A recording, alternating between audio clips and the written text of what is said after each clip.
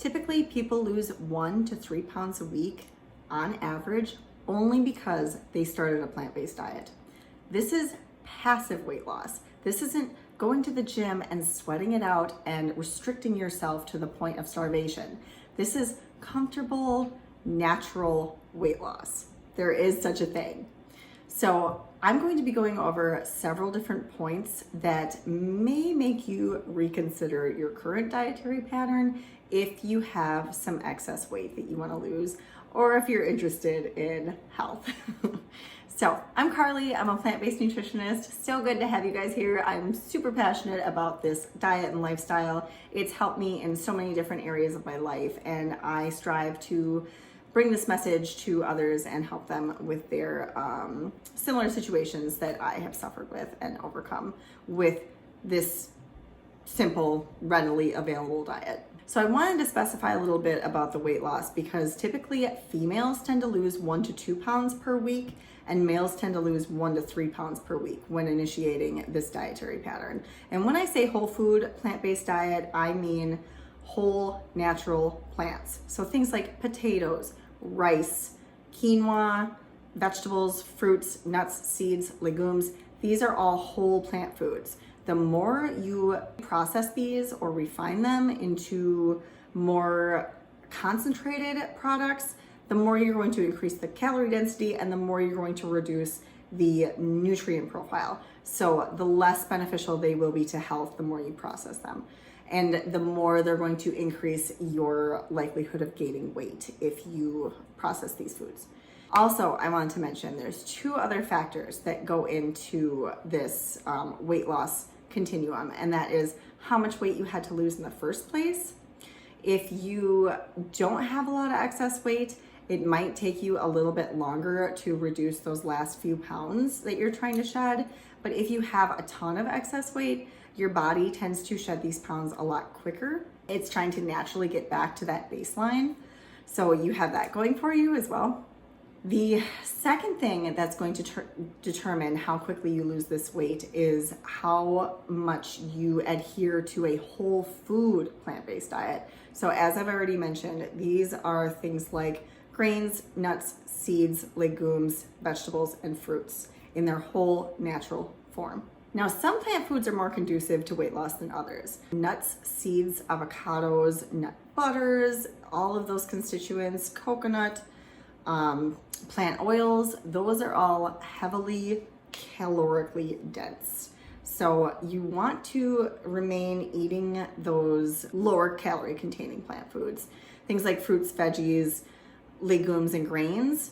So technically legumes have the highest calorie density of those foods, but they have so much fiber that they actually don't allow your body to absorb all of those calories. A lot of them come out in the toilet bowl. So you can eat probably just as many beans, if not more so than grains. But grains you do want to keep to about a 3 serving minimum when it comes to weight loss. After you've reached your goal point, though, I would definitely incorporate more grains into your diet as long as you maintain that goal weight. So the next of the calorie dense foods would be the starchy vegetables, like your rutabagas and your potatoes and your sweet potatoes. And then you're gonna have fruits and non-starchy vegetables. So things like cucumbers and celery, bell peppers, tomatoes, things of that nature. So the last thing I wanna talk about is why a plant-based diet is so conducive to weight loss. Number 1, I already mentioned fiber. Anytime you have a food that is going to have a lot of that cellulose, a lot of that intact cell wall, your body is not able to break that apart to the point where all of the nutrients can be liberated into your body. So you actually are ingesting a lot of food, but you're not absorbing a lot of food. And it really doesn't matter what you take in. Really matters is what you absorb. So keep that in mind. The second reason these foods are so conducive to weight loss is the water content. Water is extremely satiating. It makes you feel full. So the higher the water content in these foods, the less you're going to consume. So let's say strawberries as opposed to strawberry juice. You're going to be able to consume a lot more juice and take in a lot more calories than you would be able to eat a ton of whole strawberries or potatoes or carrots or any plant food. What's so great about these foods is they have zero cholesterol and trans fats. These are only found in animal products because much like ourselves, animals make their own cholesterol. This is a hormone that we make in our bodies. There is no reason to get this from outside sources, such as eggs, which have more cholesterol than any other food on the planet. You want to refrain from this as much as possible. Again, your body makes all the cholesterol you need. And trans fat. Until about 100 years ago, there was zero trans fat in our food supply besides animal products, until food scientists figured out how to shove this component into our regular food supply. So things like cookies, crackers, and breakfast cereals, these you have to look very carefully, because although trans fat was removed from the shelves recently, at the beginning of 2020, I believe, it's going to take many years for this to be completely removed from the food supply, and likely never to a 100% level. So always, always, always read your nutrient labels. I cannot emphasize that enough.